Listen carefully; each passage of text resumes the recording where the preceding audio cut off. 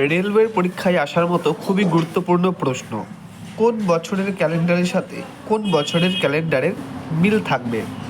মানে পরীক্ষায় এরকম প্রশ্ন দেয় যে 2025 সালের ক্যালেন্ডার পরবর্তী কোন বছরের ক্যালেন্ডারের সাথে মিল থাকবে, অথবা 2023 সালের ক্যালেন্ডারের সাথে পরবর্তী কোন বছরের ক্যালেন্ডারের মিল থাকবে, অথবা 2024 সালের ক্যালেন্ডারের সাথে পূর্ববর্তী কোন বছরের ক্যালেন্ডারের মিল ছিল, এরকম দেয়। তো এর একটা কনসেপ্ট আমরা এখন শিখব। তো দেখুন, সাল যেটাই দিয়ে দিক না কেন সেটাকে সর্বদা 4 দ্বারা ভাগ করব, করে ভাগশেষ যদি 1 পাই তাহলে ওই বছরটির সাথে 6 যোগ করে দেবো, আর যদি পূর্ববর্তী বছর জানতে চাই তাহলে তার থেকে 6 বিয়োগ করে দেবো। ঠিক একইভাবে দ্বিতীয় কনসেপ্ট, সালকে সর্বদা 4 দ্বারাই ভাগ করব।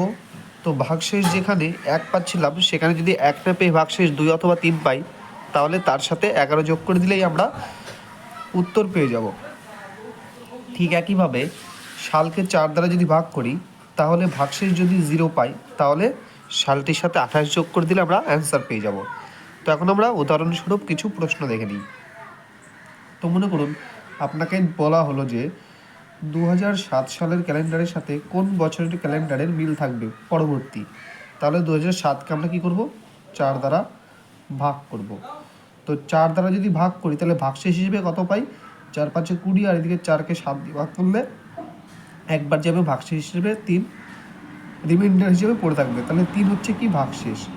তো ভাগশেষ যখন 3 পেলাম তাহলে আমরা কি পেয়েছি যে ভাগশেষ যদি 3 অথবা 2 পাই তাহলে কত যোগ করতে হবে, 11।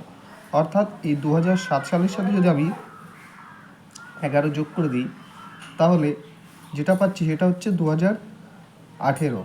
তাহলে এই 2007 সালের ক্যালেন্ডার পরবর্তী 2018 সালের ক্যালেন্ডারের সাথে মিল থাকবে, তাহলে এটি হয়ে যাবে সঠিক উত্তর। এবার যদি বলা হয় 2024, তো এটাকে যদি 4 দিয়ে ভাগ করা হয় তাহলে পুরোপুরি ভাগ চলে যাবে, তাহলে আমরা অবশিষ্ট কত পাবো, 0।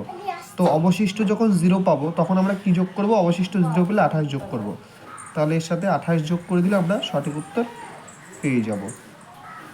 তাহলে 8 4 12, 2 হাতে 1, 2 2 4 1 5, 20, অর্থাৎ 2052 সালের সাথে মিল থাকবে 2024 সালের ক্যালেন্ডারটি। আশা করি বোঝাতে পারলাম। তো এটা হচ্ছে পরবর্তী সাল জানতে চাইলে। পূর্ববর্তী সাল যদি জানতে চাইতাম তাহলে এখান থেকে মাইনাস করে দিতাম, আর এটাও মাইনাস করতাম। আশা করি বোঝাতে পারলাম।